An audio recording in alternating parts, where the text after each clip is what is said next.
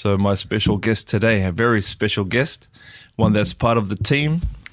I'd like to introduce to you the one and only, the main editor, Amir. So hello. What's your first, full name, if you don't mind? Amir. Last name? Well, that's the thing. So I got two sections to the last name. So it's Rahimi space Ferdosinejad. Is that because of your parents? Yeah. What do you call it? It's a last name and then a last name extension. So a lot of people might think, oh, a middle name. Nah, not a middle name. So first name is Amir. A lot of times I feel like I might have to spell it, but such a easy name, like Amir, you know? Yeah. That's it. Done. Raymond. Raymond. Amir. But yeah, Rahimi Ferdosinejad. A lot of can you pronounce it? I can't. No, try it. That's it. That's life. Challenges. It's very cool. And that's from your cultural background is Iran? Iran. I haven't been there, so please excuse me. No, that's fine because you can pronounce things differently, and you got different names for different countries. Even just depends how people call certain things. You got India English name, but then in India in Iran we call it Hind. Hind. Or Hind, or that comes from Hinduism. Hind. Germany, but then the Germans don't call their country Germany. They call it Deutschland. Oh yeah. We call it Alman. So. But yeah, Iran is Iran, but then you get a lot of. So where Americans did that come from? I wonder. Where did that originate from? Alman or Deutschland? Iran. Yeah, you're definitely. So the Americans would say some of them would say Iran, kind of how with Arabs they might say Arabs. Arabs. This guy Arab. I find it funny. Some Arab money. So, but no, Iran, because it used to be called Persia, and obviously Persians are different than Arabs, different ethnicity, different culture and history. But then we get a lot of our data overall from in terms of history, the written history that the West is accustomed to from the West, obviously from the Greek philosophers and history writers, one of them being Herodotus, being one of the most famous historians who wrote about Persia, and the word that comes from Persus or something. It's the Greek one. So I'm not sure back in the old days, Iran didn't call themselves we're Persians. They had Parsi or something along those lines. Maybe a mix of different. Yeah, but ultimately after some time in the modern age they changed it to Iran officially. Which technically is just because Persia itself is narrowing down and focusing on a specific ethnicity. But Iran is quite a diverse country in the sense that you've got a lot of different ethnicities. You've got Persians, you got Kurds, you got Turks, Arabs, Tajikistanis, you got Azerbaijanis. And there's so many different, ethnicities there, which is beautiful. Yeah. You got 4 seasons there. You get snow. Really? Yeah. See, really, it's man, I'm ignorant to this side, but I need to go. Yeah, definitely. Just before the pandemic, there were a lot of Kiwis and Australians going to Iran. I saw them when I saw their YouTube videos, going there. They traveled to so many different places of Iran I have not ever been to. It's wow, not yet, amazing. Hopefully. Yeah, so I'm definitely gonna go to those places. I had to look up an Australian going to those places for the first time. That's a nice place, mate.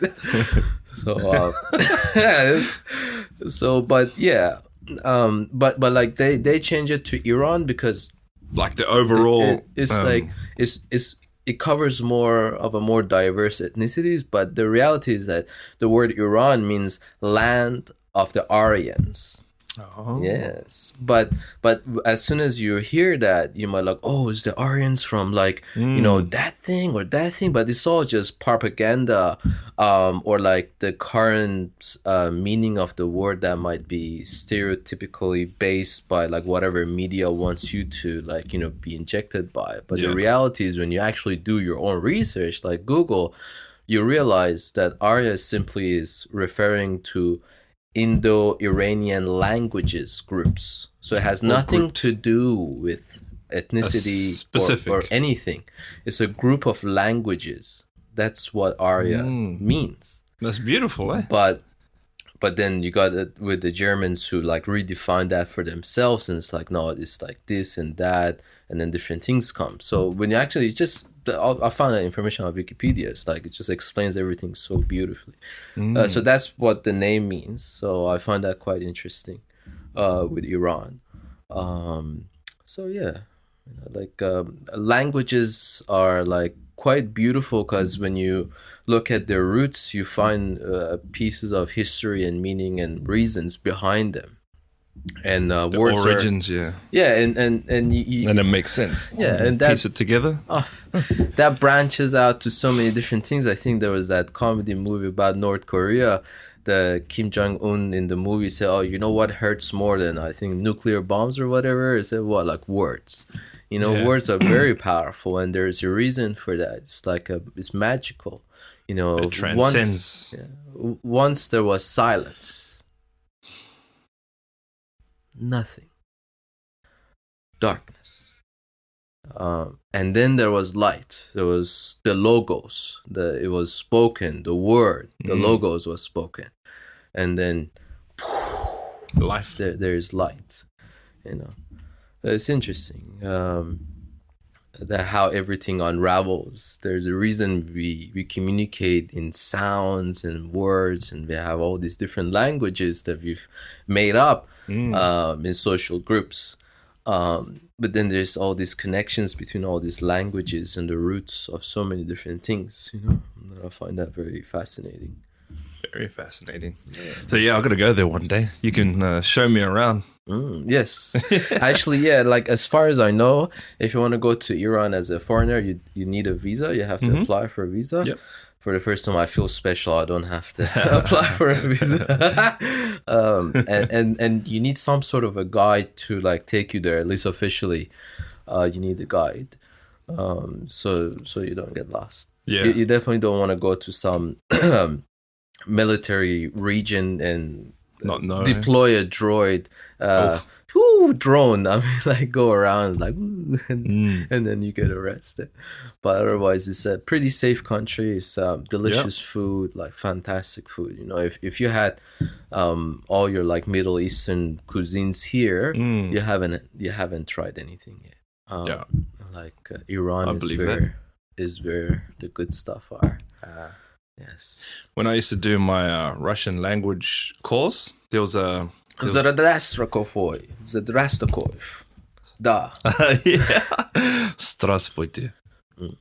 Yeah, there was a guy, he was in the same class learning the language because he wanted to ride a bike right across like the European continent. So like from Siberia all the way through to the other side. And I was watching his journey on, I think, Facebook.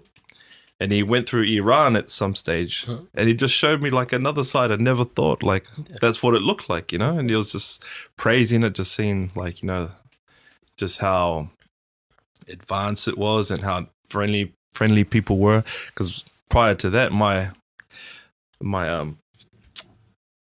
when I thought about Iran, I just thought of like sand and desert and sand mountains with like little villages, Yeah. Because I don't know any better. It's very ignorant because I didn't look into it, It's just from what I get fed. Yeah. What Iran was. And that's completely like fine and acceptable, unfortunately, because we're just limited or bounded by the algorithm of Google, like whatever posts and stuff that were crawled well by Google bots and the media and all those publications, high domain authority publications and websites all that information comes first. So when you search that, you're going to get those kind of information, not necessarily about it being like a desert, but like, you know, about like all those bad stuff and the governments, you know, not propaganda, not the best government. but even if you're not searching it, like what you get fed, you know. Yeah, but like overall, like if you got deserts, you know, got Just a lot like of here mountains. in Australia, you know. Yeah, like, you know, up north could be snowing.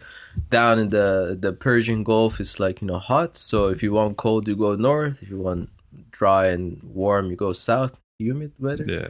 So you got all the. You got a good medium there. in between. You got rain and snow and everything. A lot of veggies, a lot of deserts. Really good place. But overall, it is quite a mountainous country. So like, when you look at the Iranian plateau, you've got like just the land, the earth. It's like you got Iraq, where the Sumerian civilization thrived like more than 6,000 years ago. And then so you're standing at the you know, in Iraq, and you're like, you look up, and then you see these huge mountains. And then and then you have to climb over the mountains to then reach Iran. That means like it's on a higher level of plateau. The ground is like just up there.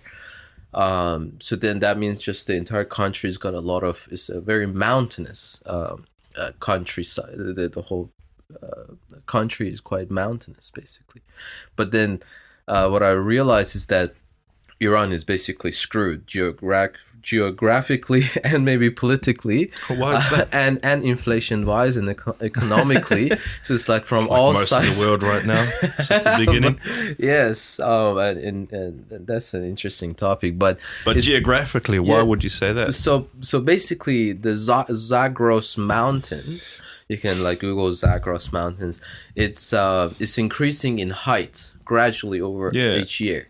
But you know why? It's like, it's getting taller. We stop growing height-wise after a while, and then we just grow mentally. But the tectonic plates are still they're pushing. Like they're pushing like and so it's going that up means over the time. years you're gonna lose land mass and everything, and just Iran's gonna like become. It's like, it's interesting, basically, when you think about it. So you know, it's happening. Oh, okay. I see what you mean. I was going to ask you about Iraq. So, like, being neighbors, like, what's that dynamic like? Like, is it diplomatic or is it quite stressful? Right now, there tensions. Well, there used to be tension because Iran was at one of the longest wars ever for 8 years. They were at war. 8-year war with Iraq, you know, with Saddam Hussein's like, I'm gonna take over Iran in like a day, because they saw an opportunity right after the revolution in Iran, where, you know, our King Shah was like overturned, and then another person comes in, and now it becomes like an Islamic republic instead of a kingdom. Okay. So it goes on a huge overhaul. And they see an opportunity, like instability. Yeah, like that's a huge opportunity for them, and obviously they're backed by other people in the shadows, you know, like, because it's not just Saddam Hussein getting drunk one night. You know, like, I want to take that land, man. That's not it. Like, he's got support, he's got weapons, he's got plenty of support from other places, not officially. And the shadows. Yeah, and they go to war for 8 years, and it was like 40 years ago, you know. Ultimately, it's very new, like on a grand scheme of things. 40 years, like that's like basically like it could be possibly half of someone's lifetime, you know. Like I'll be 40. Decades. I'll be 40 very soon. So it's like 40 life. years. Yeah. So that happens. But they officially, there's like a truce after 8 years, so they don't take anything or whatever. But officially, no one even helps Iran. So what happens, like, because right now why not? Russia In your opinion, why not? I'll tell you. So like right now, like Russia invades, Ukraine. and they're like, oh, it's unjust, it's taking land and it's doing all of that, or like, but as soon as like U.S. invades Afghanistan or Iraq, it's like, oh, they're overthrowing like a dictator.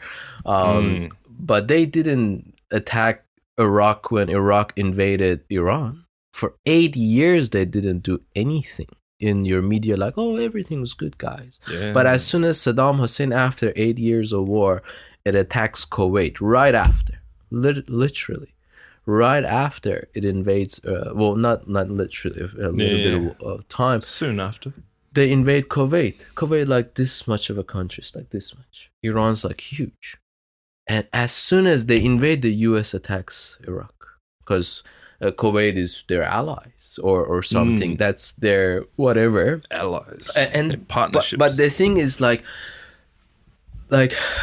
for so many years, like I don't know, 20, 30, 40, 50, 60, 80 years, the US and Iran were like the besties of the best. Iranians 40 years ago, 41 years ago, didn't even need to apply for a visa. They just go to the US 40 years ago. It's not long. Go to the US, not a problem. Iranian, hell yeah, please come on in.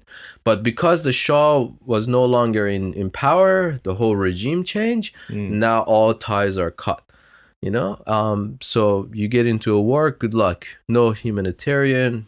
Australia is not helping, no other countries helping. It's all politics. So like people, they're just living their lives. They're getting invaded, they're getting wrecked. But everyone's like, yeah, all good. No one even knows about it. Wall. But like if they want you to know about something else, you know about it. Like about depending on the all agenda, the cruel things that Putin is doing to Ukraine, but you don't even know there was a war between Iraq and Iran.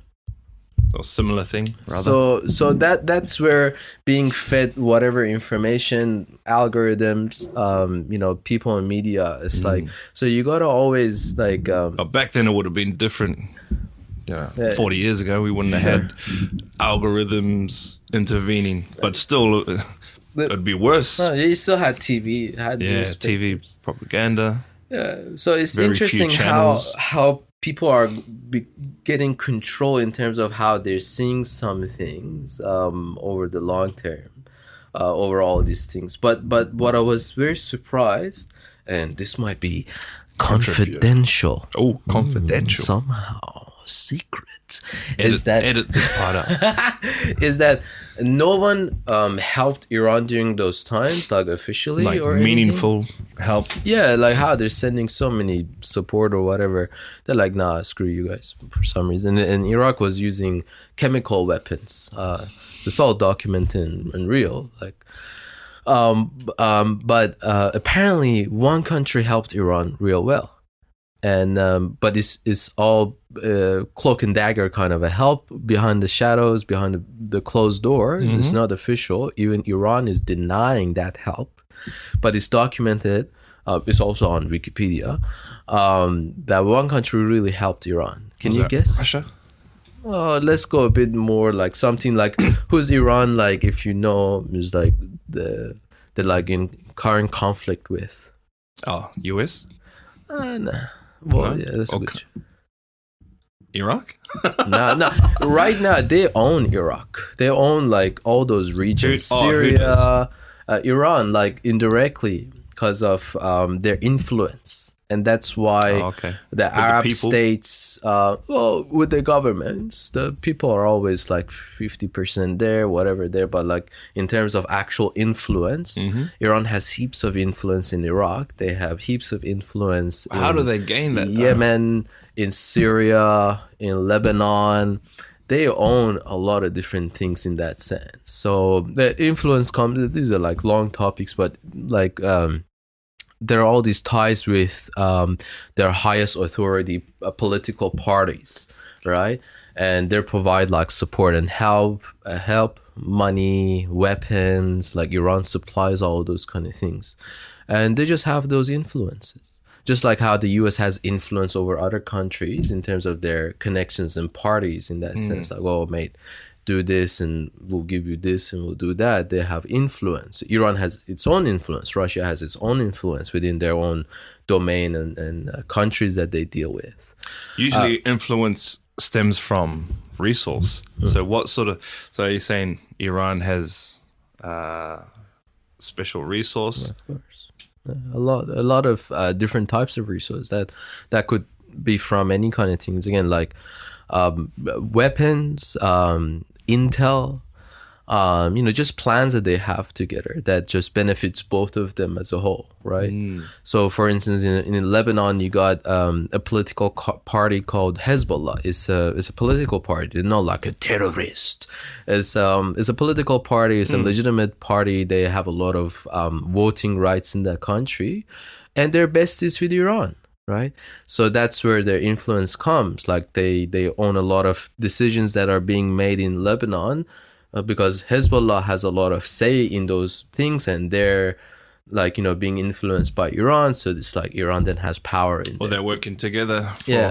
Same thing in Iraq. Same thing in different regions, Syria, and different countries, and that's why other countries that are opposed their ideology don't want to see Iran in that kind of power, because Iran is a superpower in that region, and no one wants to mess with that, because it's not like Afghanistan or Iraq, like, oh, we're just going to invade. Like if no one wants to attack Iran. Why is that? Because of the influence? No, because so it's like you can't win, There's a lot of things happening at play. There's like so many different things that are at play here. They're not like a bunch of humble people with like some AK-47, like, oh, they're gonna mess you up. They're gonna mess you up. The technology-wise, people-wise, they got a lot of proxies. The U.S. never won any wars recently. They didn't win the Vietnam War. They didn't win anything in not like that. They won a lot of fuel and oil and all this stuff in Iraq and in Afghanistan.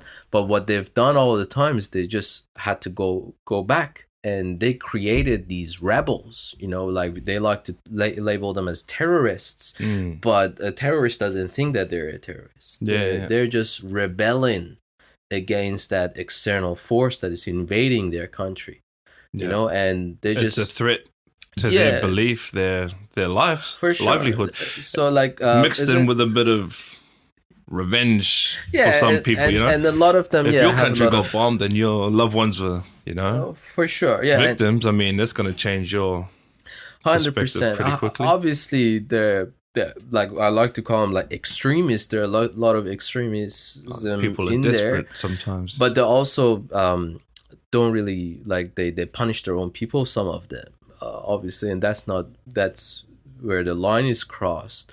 But each country and each rebel group are different. Like we can't just summarize all of them. If two people are bad in a class, like this whole class is bad. But like like Taliban in Afghanistan, they're basically not taking over.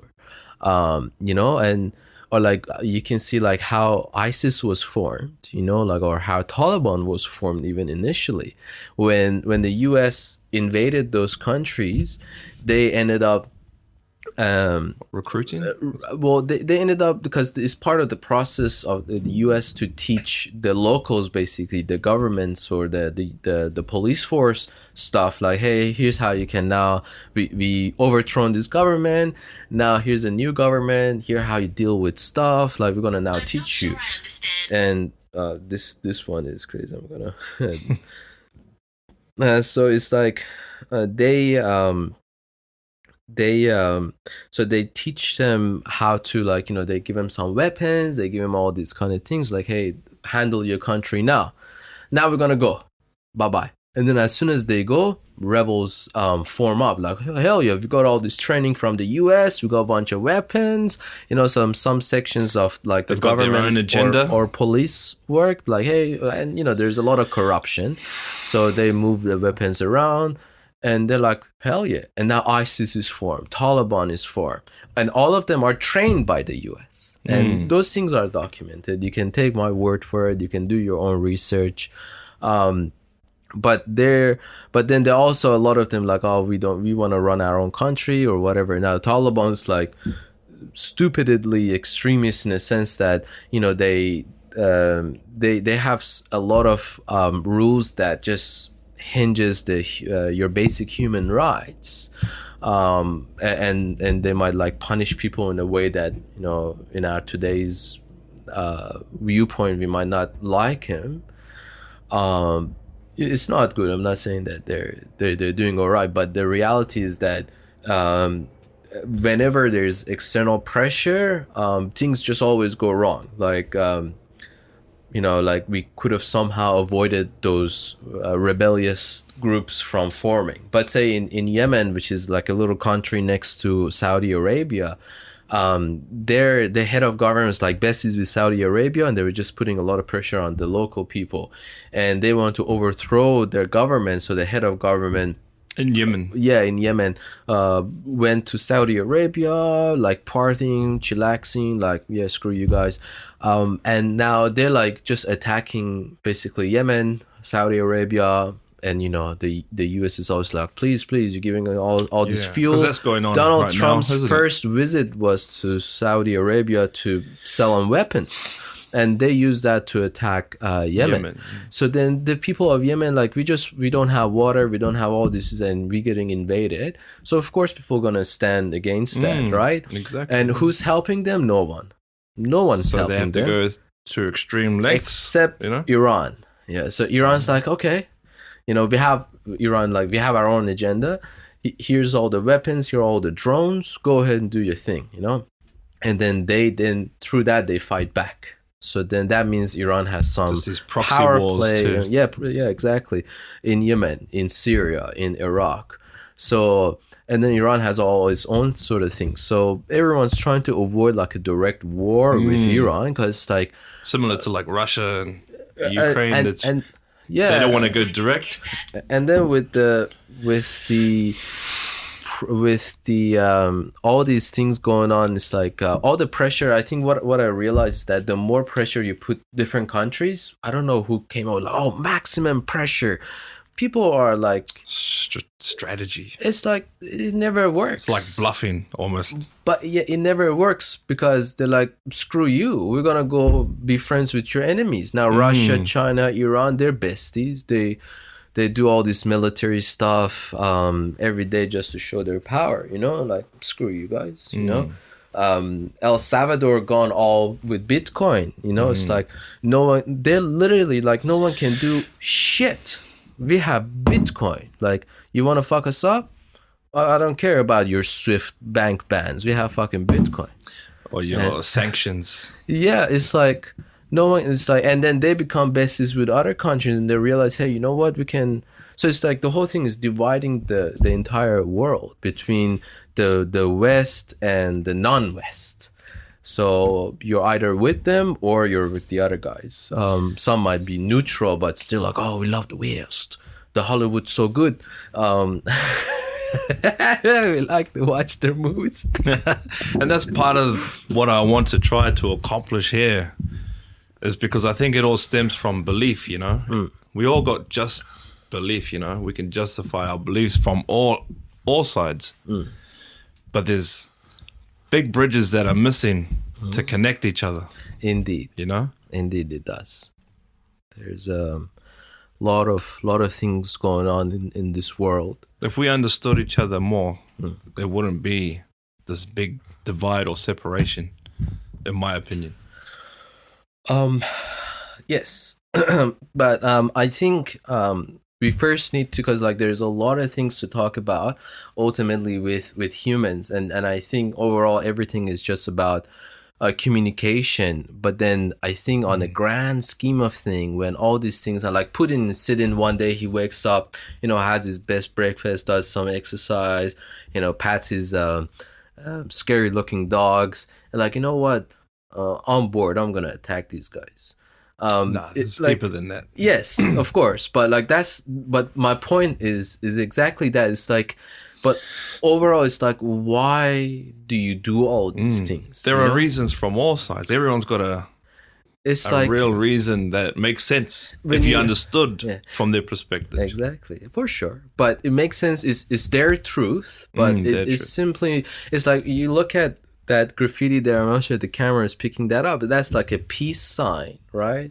Peace and love. Symbolic. It's like ultimately, it's like, why do we do all these things? Some kind of, it's like, if everyone, for that's an interesting example, I think. If everyone's earning, $2,000 a month, doesn't matter, like whatever figure, 5K a month, everyone, no matter what, Adjusted for inflation. like, let's not even talk about that at all. Like, just 5K a month, no nothing, everyone in the world. Some people would want more. They're like, hey, if I can do something to get more. But there's a problem with that. Because it's not about the nominal value. It's about the power, the purchasing power. Because once you have something like that, where everything's leveled, well then, then what you're like, that sort of thinking is saying this bottle of water equates to like a house, but actually there's different, and that's what supply and demand is. It's like it's a natural way to govern things, is everything isn't the same. And so I'm trying to make a point, like, you could say $5,000, $2,000 or whatever, but what can they get you? Yes. You know what I mean? So that's why it's more the purchasing power. Yeah. So inside that, 100%. So like, so within this example, actually, I understand your point. Is if we're in a Soviet kind of world where we work for the state and everyone gets equal amount of food, bread, clothing, there are some people with human behavior that are going to want two pairs or like something a little bit different and unique. Sure. So like, to deepen the example, that's why I said not to think about inflation or even in that sense supply and demand. Hey, there, you only got 10 oysters or like just 10 houses, but like there's so many more people. Let's not bring those into as merits or any type of criteria in that sense, or inflation. Let's just say everything was available. Everything absolute pure, which is unrealistic. It is in a way, but absolute abundance of everything, and nothing is monetized that has other types of utility. A house is not monetized. That's very important. It's absolute abundance. But if a person thinks that if they do something, especially that something is going to take away from someone else, just because they can do it, just so they can have more, 2 houses or like more, they will do it. There are people who will do it. And that's where that raw response or action is what happens in the world. It's like, hey, if I can get more energy, fuel from this country, if we invade these guys, people make so much money in war selling weapons. If I can create all these issues, then there's so much more opportunity for us. And these guys in black suits, they're like laughing and doing all these things, and they're making selling these to both decisions. They're doing so many things. Sell to this country, sell to that country, profit. Behind the curtain. It's like the average price of fuel is just going to stay around the same, if not higher over the long term. It's never going to go down. But what happens is that people will adjust. There'll be more hybrids. The current cost fuel only cars just going to, get phased out. It's all part of if the price fuel was always the same, none of these would have happened. The big guys in the car industry, they are like, yep, like Putin. It's like as if like all these guys doing all these things, everything is planned out, and we're just abiding. It's like, sure, and the entire world is phasing out into these new adjustments. That's just how it becomes. It's human behavior. Yeah. So. And I observe these things, and I see different people talking about it at the same time. But like, what's gonna happen? Like we have to. Like, I got a hybrid car. It's like I like the sound it makes. Yeah. But like but that's how things are happening with the world. So like, but like imagine in a world that there was no inflation. I think the whole fiat system is flawed because there's inflation. There is no actual consequence when you're printing more money, because like it's like expanding the money supply, which is the pure definition of inflation. Yeah, and I think energy, ultimately, the true broad definition of energy, you can say like everything is energy. One manifestation of energy is a material, like this kind of material, mental material, arguably. So many different types of energy that are just exist everywhere. Like electricity is that form of energy, and through electricity you can, or radio waves, you can store information. And sometimes thinking about it, it's like this is like some wizardly stuff happening. But there should always be, there's always like a cause and effect. Even with inflation, is creating some causes and some effects. You do need inflation, but yeah, I think the debate is at what rate. Well, why do you think you need inflation? Because it's a means of barter. How can you trade if there was nothing to trade? Question. Why would you say nothing to trade? That has nothing to do with inflation. Like the expansion of money supply is what we're calling inflation. But if we didn't have any, like even cryptocurrency, like without a baseline, like there's 21 million Bitcoin, and it stops there. But to reach to that point, that's, it went from 0 Bitcoin to 21 million. There's some form of inflation to get to that point. Do you know what I mean? Like the base root of the meaning of that expansion is inflation. But what's hurtful is when it becomes to the point like hyperinflation or stagflation, when it becomes too much for the market to bear. Or perhaps I think you can subdivide and zoom in more, and then you get like so many millions of Satoshi within that one Bitcoin. You can break it down. So but I think it's like, because like you're spending this time that exists through time, space, and we've kind of created these socially accepted hours and months and stuff. The mother nature doesn't care. So like all these exist, and you're going to work, you're getting X amount of money paid per week or something. So it's like you sacrifice your time to do something. You're spending whatever different types of energies, and then you're getting some kind of reward out of it. This fiat. Well, it's a trade. Yeah, it's a trade. You could trade your like results. It doesn't have to just be time. Yeah. If you get results, you can trade on that. But for the most part, everyone trades time. Because that's, it's the most important asset we have, but it's the most easy transaction we can make.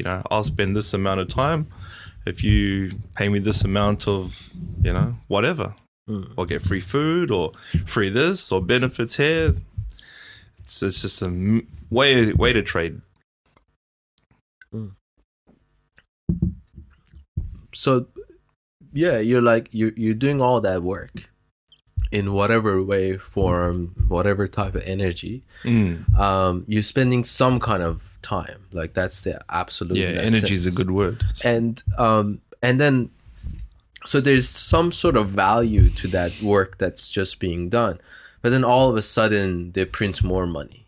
So then the more is in, that's the purchasing power, Then and there's diminishes. It's just like, hey, I just screwed up with your life. I just pressed the button. Now there is more, and like all the work you've done, there's not more money. So that becomes an issue because it's like, I think, undervalues so much, but it's like, and there's no consequences there in that, like for them, right? Like in a grand scheme of things, it's affecting a lot of different things, as we can see these tidal waves, and now like, oh shit, now we printed this amount of money because it's a tax, you know? Yeah, and now we're gonna raise the interest rate, so then it gets absorbed back into us, comes back, so we like try to fight it off. It's like it's so weird.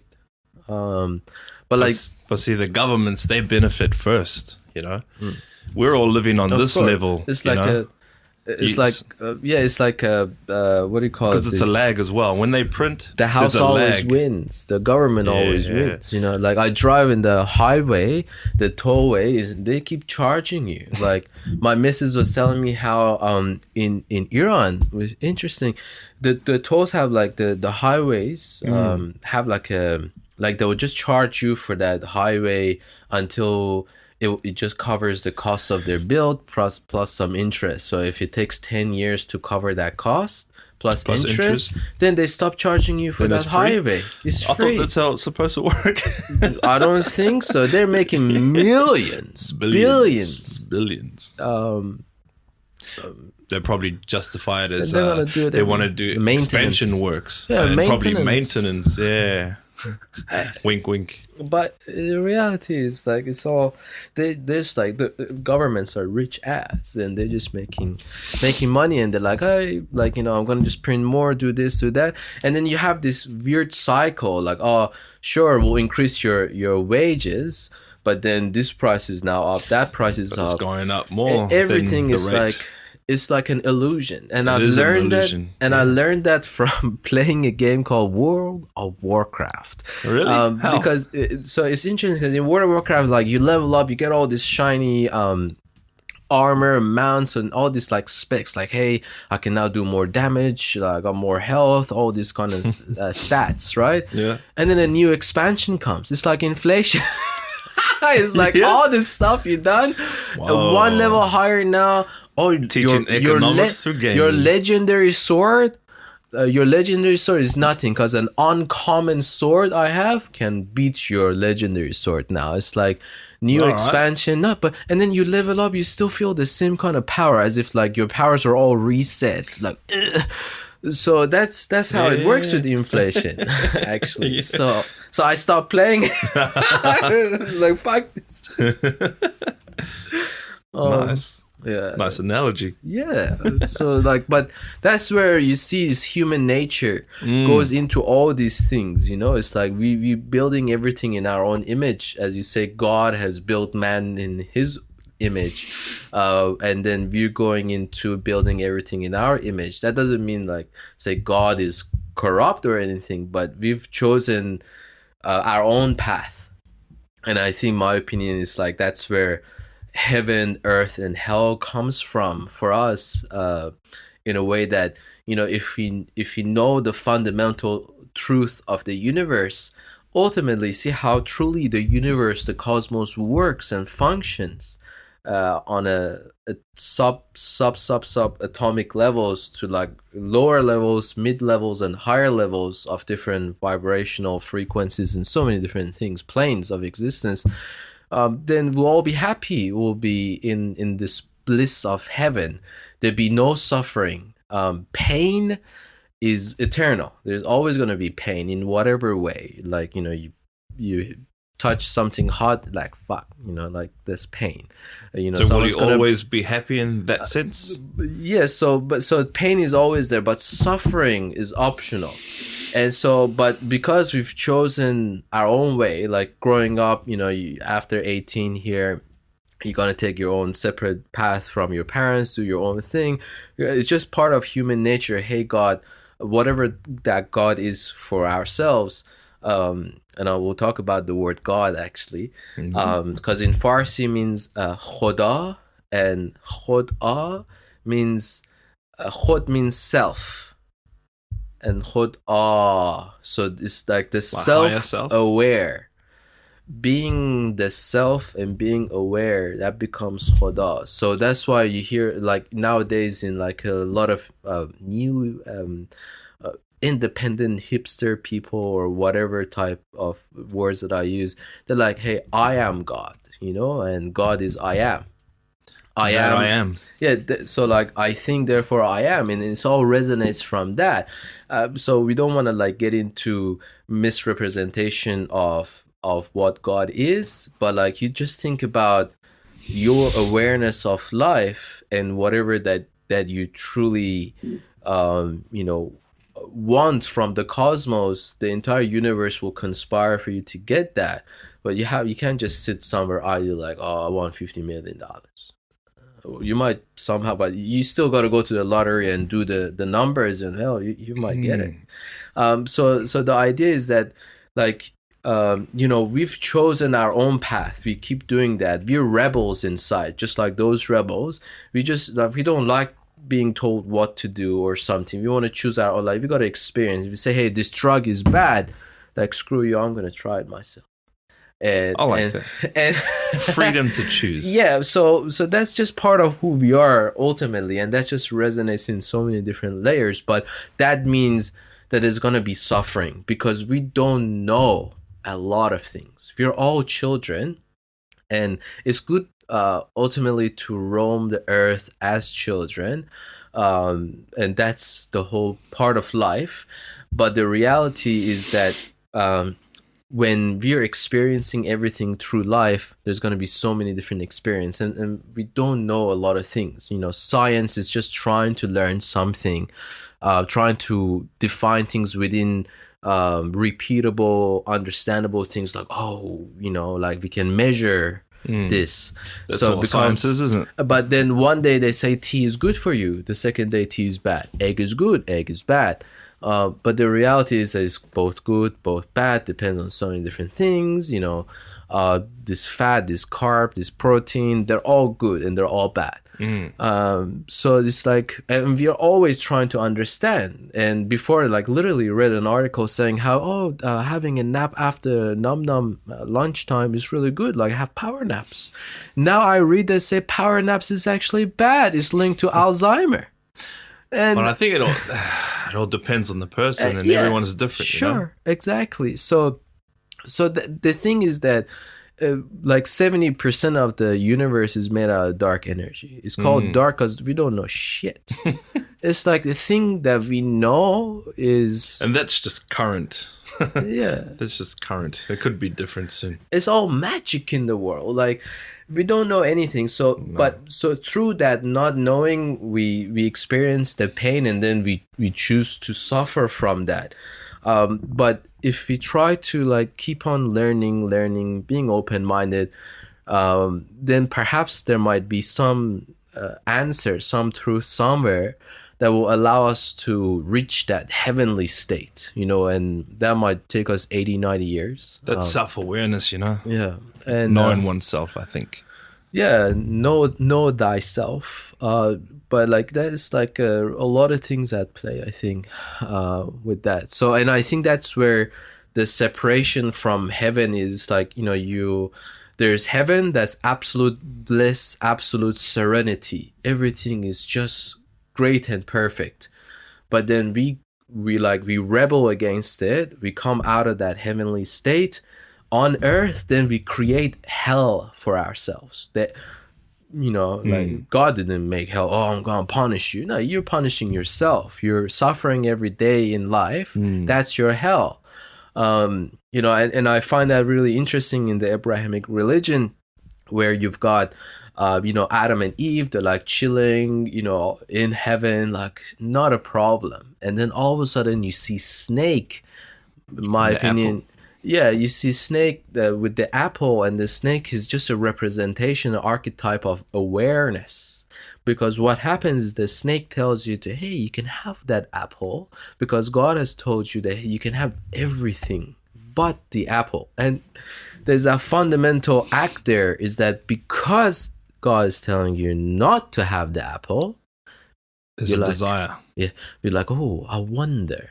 You know, I'm gonna have the apple. So it's like, then that means you're going against that like, hey, if you're in heaven, you're not gonna have to worry about anything. But if you decide rebel against and have the apple, then you're on your own. So because you decided to do that, yourself, and then the awareness from the snakes that have the apple.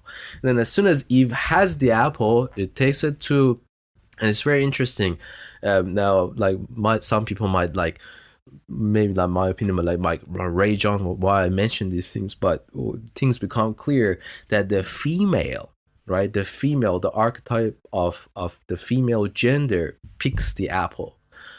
We call it Mother Nature. Mother Nature is the embodiment of chaos, of the unknown. It's like so many beautiful things happen in nature, survival of the fittest. Chaos. Yeah, the natural chaos. But in chaos, there is order. In order, there is chaos.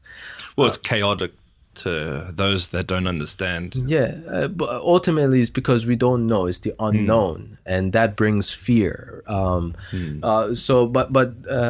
it has a bit of kind of like a feminine aspect. Because like, and that's just drives, and we'll talk about that, what I mean about that later on. But let's go with this flow for a second. So Eve grabs the apple and then takes it after having a bite. It's like, ooh. And then takes it to Adam, the embodiment of the masculine side. Like, hey, Adam, come and eat this. And Adam eats it.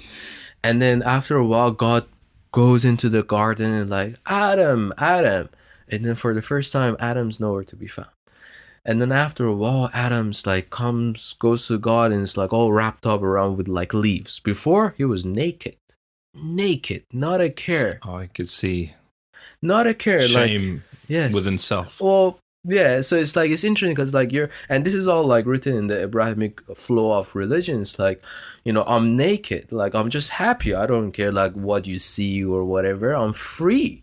The song of the ever free. I'm free. But now that I'm aware, like, oh, I'm naked.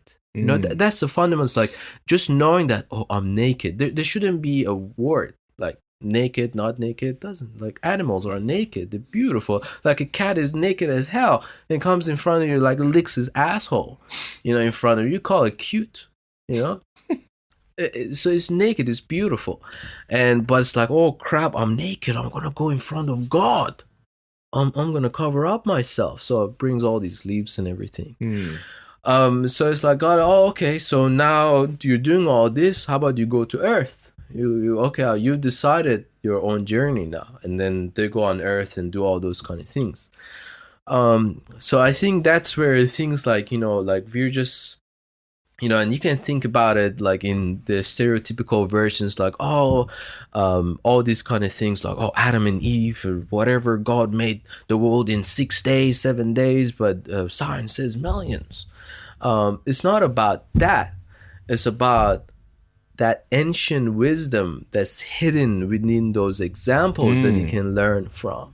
Because like from the beginning, they say, don't steal, don't kill, don't do these bad things in the way, like, like, be in harmony with people just through love, but then you go and do different things. The Taliban's like, oh, be Muslim just literally means surrender to God, like, I'm like absolute humble surrendering to God. But they're not Muslims, right? Because they're just going in and killing people. The true fundamental religion, if anyone's like subscribing to that in a way, it's purely about love. Love of yourself, love thy neighbor, community, love thy neighbor, family, love your enemies. Jesus says that all the time. It's like there are no enemies. Yeah, it's like if someone's bringing you pain, love them instead. It's like, oh, that guy didn't invite me, so I'm not gonna invite him. There's this, there's that, there's all this ego. Ego is separation, I think. We're all one in a sense. That if you were to live that person's life, you would think exactly the same.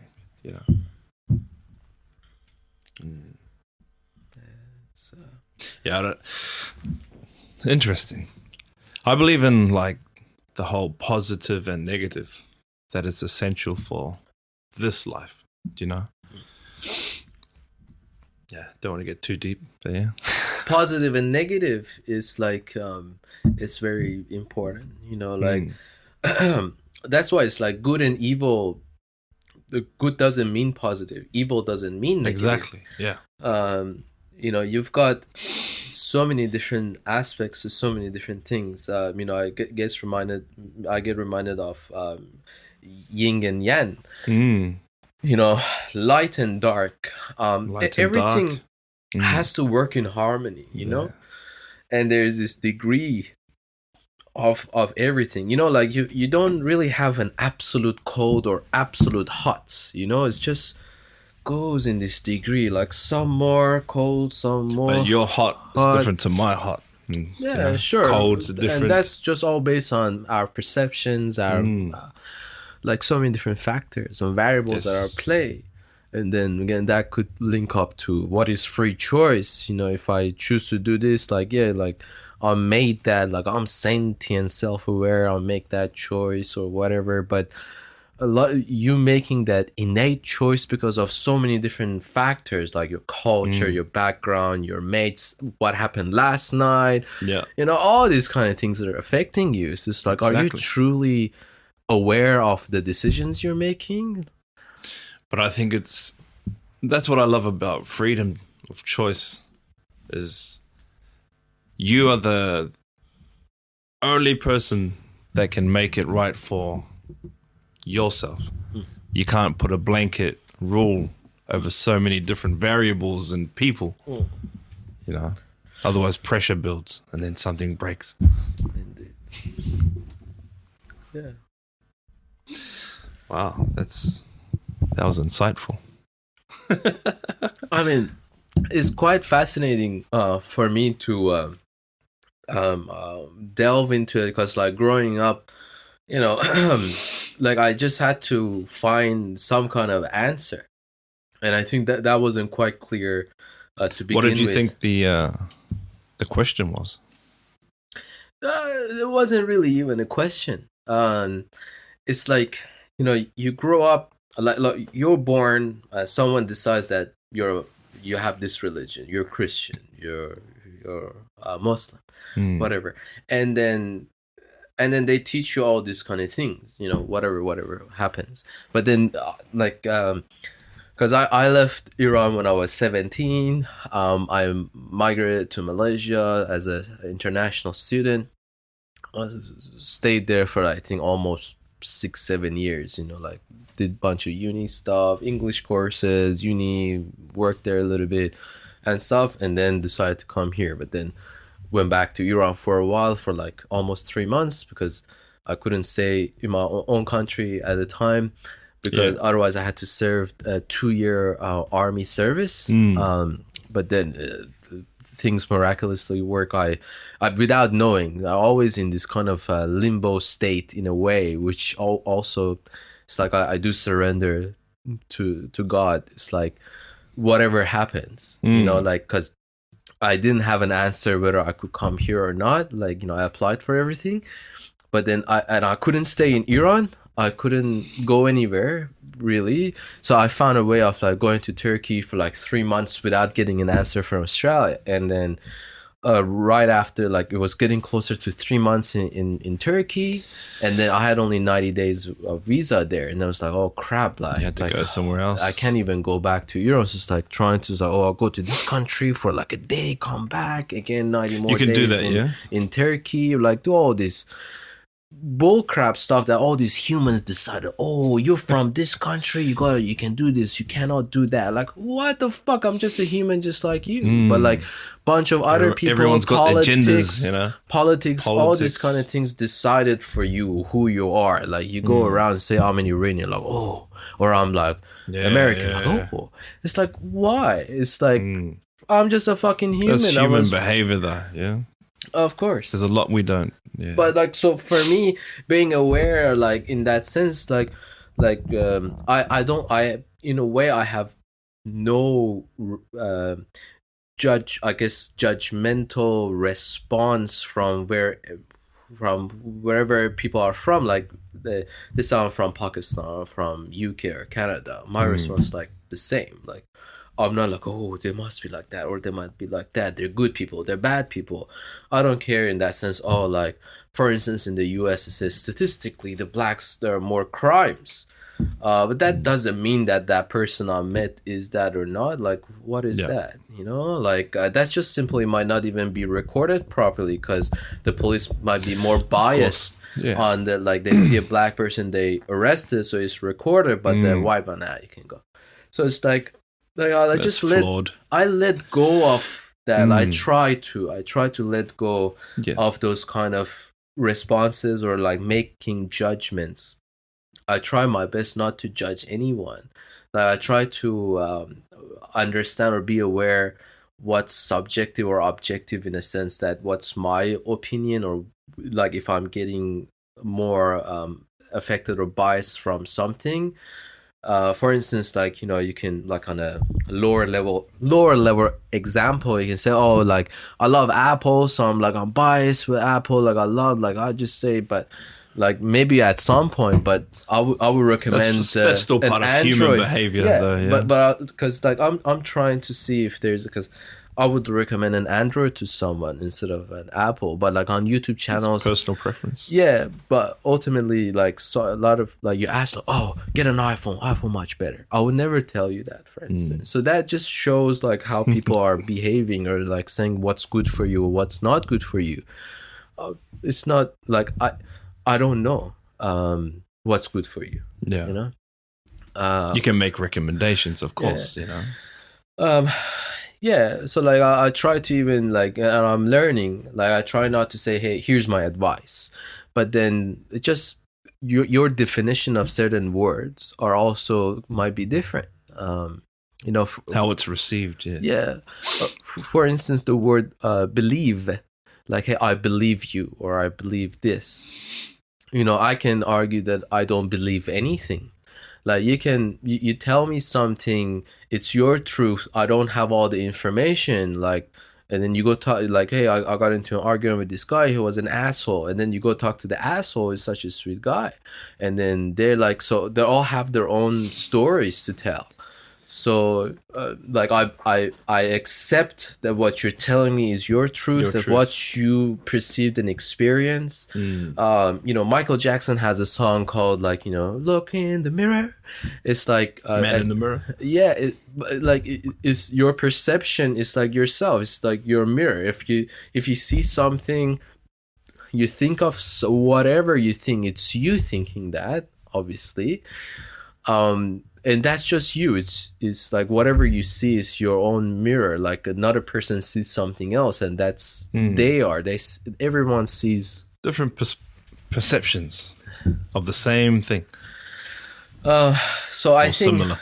But I think that's where it's like, if you can all see that, hey, you know, there might be this very basic fundamental pillars that, you know, we can ponder on, study, and perhaps at some point agree on, as, you know, like you can call it as science, as like true, like, you know, it's but like it goes beyond measurement, but it's like you're measuring it in a different type of definition.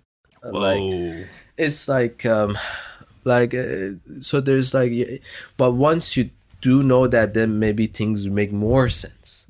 But that's something that it's a huge topic that if I want to get into, it will take a long time. But I think it's quite. We have to get into it at some point. And I think through that we can reach heaven. You know, like it's a state of mind. State of mind, yes. It's like being burned by charcoal every day, but not feeling it. I understand what you're saying.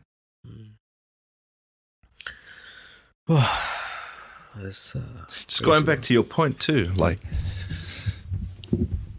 the different perspectives and, judging people based on their, the information that they have on a particular race or country or religion. That happens all the time. Sorry to cut you off. It's like, I'll go to Malaysia and they're like, where you're from, and I noticed that they ask you a lot. They ask you these kind of questions a lot in Malaysia, like where you're from. Everywhere. No, but for me, I don't experience that here a lot. But here you can. They're probably I'll thinking get to it. Yeah, sure, but like I'll get to it. But so like in Malaysia, they're like, where you're from, and I'm like Iran. They're like, oh, assalamualaikum or whatever. I'm like, sorry, like I don't understand what you're saying. I'm an Iranian. I'm not Arab. Like it's Farsi, like it's a different language. But so I say that to them. They're like, but aren't you Muslim? I'm like, okay, sure. Like I'm not gonna argue with you whether like I am what my religious beliefs are. Yeah, religion and language are not always the same. It's like just because of that, like they taught us Arabic, but I failed Arabic a couple of times. I had to take personal classes. Arab. I don't know no Arab language, man. But like here, if they ask you where you're from, I just say Berwick, and they say okay, because like technically that's what it means. That's like right, a lot of times they say I'm from this planet Earth. But it's good because like especially with my accent, I had a lot of times where like, oh, you sound like an American, you're like a Canadian, or like so a lot of the interesting thing is like they see me and we talk, and I tell you, they ask me where I'm from, and I'm like, where do you think? So like people different responses, right? I tell you, no, like so all these different responses. Literally, I've been heard like French, I'm French, American, Canadian, Russian, Pakistani, Iranian, Arab. That's it, I think. So that's like a few. 7 different ethnicities, countries, or like I'm an international baby. Well, that's why people ask, and so I ask them, so it's like different perceptions. So they see me as an Arab, they see me as a Pakistani, they see me as an Iranian, they see me as an American, they see me as a Canadian. That's interesting, right? So it just shows you what they see based on their personal experiences. Yeah, and that's my point. This is why I think travel is so important. It's the best form of education, I believe. Going to a particular place and learning about the food, the culture, the history, the people, the religion. It indirectly creates more compassionate people, I think. Compassion, yeah. So a lot of ignorant people or arrogant people I personally come across, I believe, I find that they don't expand their horizons. A lot of times they just stay in the one town or the one state. They've never been to the next state, let alone another country, or experience or immerse in another way of thinking. Yeah, sure, and that's fine. Like for them, if they're happy in their, like, there's so many different circumstances, they just might not get that kind of opportunity or something. Some people are content where they are.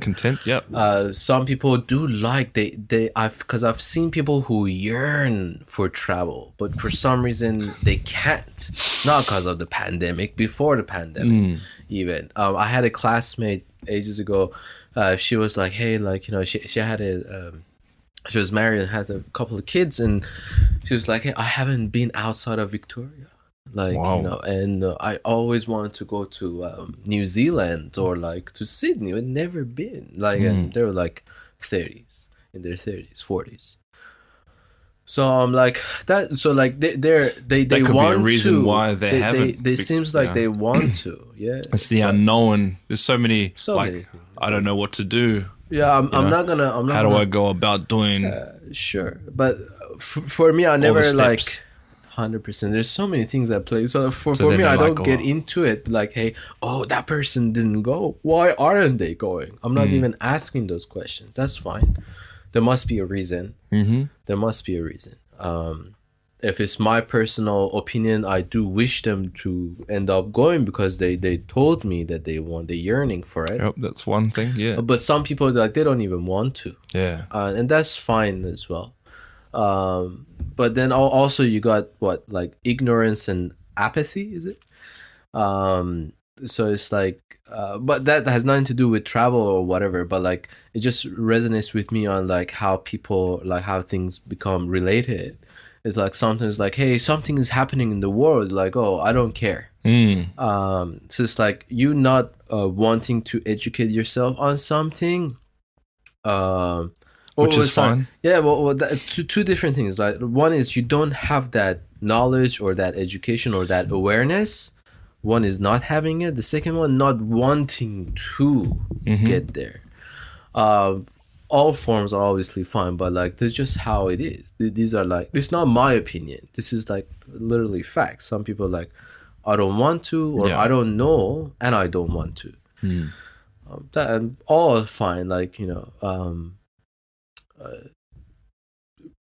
like I do wish, desire, hope, or something that all people are like eager to learn. There's an old saying, some Persian sage says that, you know, seek knowledge from cradle to the grave. You know, like always be a student. Always a student. Like never say like in that sense like, oh, I know enough, or like, you know, trust me, bro. You know, this is it. Like this is all. But like question everything. There's always something to learn in something. You know, in your profession, in your philosophy, in your mind, whatever is happening. You know, you're learning from so many different things every day. Superbly grateful and thankful every day. I wake up. I'm learning everything every day. It's a beautiful every day journey. There's lessons to be learned. Yeah, it's a beautiful journey for sure. Oh wow. You know, the first episode or official episode of us, I was thinking we should just talk about like your whole journey, your life. But this introduction has just become like its own episode. Yeah, it is. Believe it or not, this is still the introduction. Oh yes. Oh man, like there's a lot of things like to, and I know it's with everyone in every episode I hear because I'm editing. You would know. Just like they're like, they're like, oh, there's much more that where this comes from. Is like much more to talk about. Like maybe later. But it's true. Like it's always is. When you think about it, because it's like, you know, you got this tree and then you see all these branches, you know, on the higher level, you see all these branches and leaves, and they're like all these topics, conversations, and everything is so ever related. And then you see the roots. So you see the above and you see the below. And then you got the roots, and it's so similar to the above version of those branches. You know, the roots are kind of like similar to the branches. Just they say it expands even further than...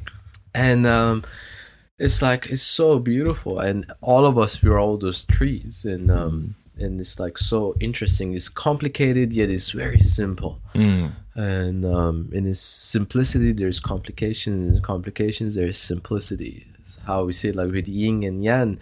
When you look at the symbols, you see that the darkness in the lightness, and the lightness in the darkness, the order in the chaos, and chaos in the order.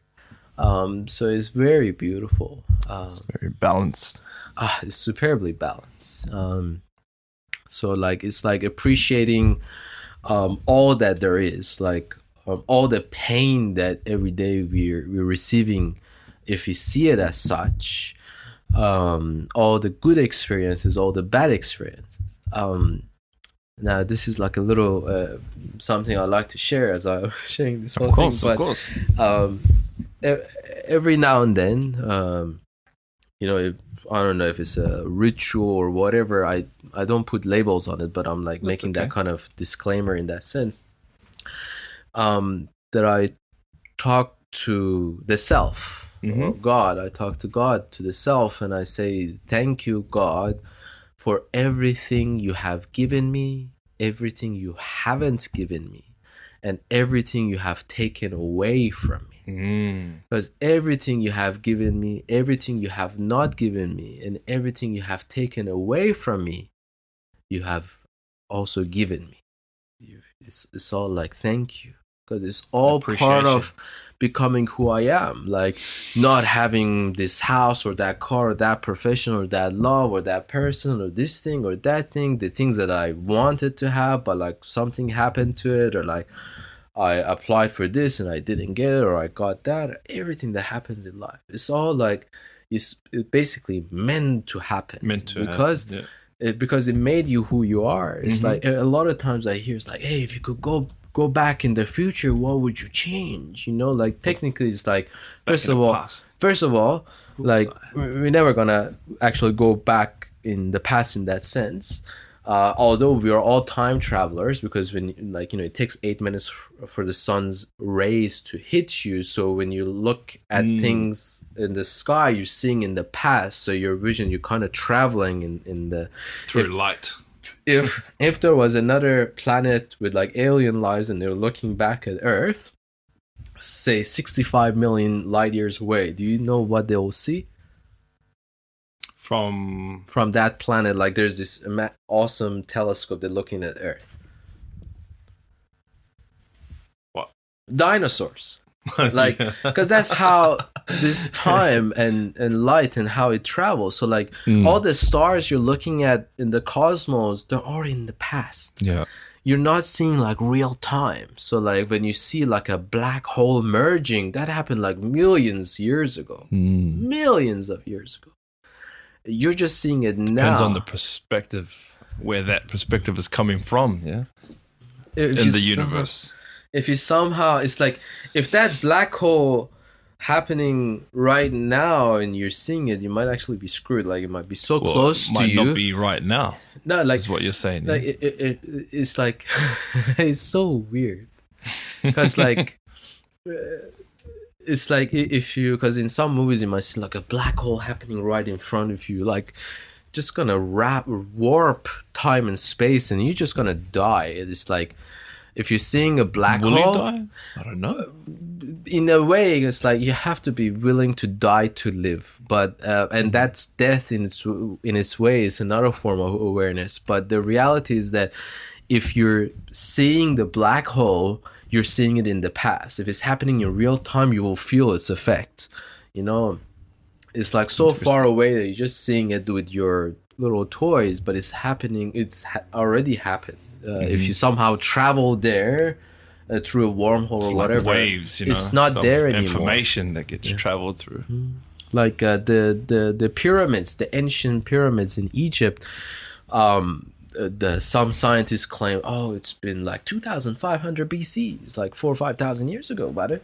But it's like you see the Orion constellations, like three really bright cluster of stars, where they're like basically kind of like the pyramids are pointing on. So like when you go to Giza, you look at the pyramids, you look up, you see like the Orion constellation, the three sisters. They're like, holy crap! They somehow build the pyramids. They're pointing perfectly to those pyramids. Depends Orions. where you're looking. Yeah, it's like if I close my eye, this thing moves. Yeah. Sure, if I get in this position, but like mathematically it does, but actually it doesn't. Why?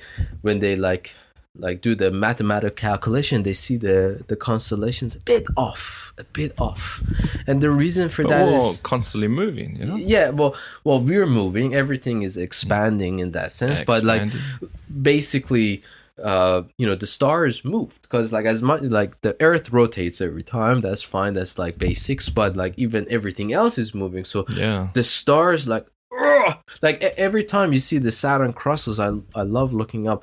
I see the Saturn cross, and sometimes it's Saturn cross constellation here, sometimes it's there. But the reason you see it in different places is just because Earth is moving. The Saturn cross is also moving, but they're moving so slowly that you feel that in hundreds of years.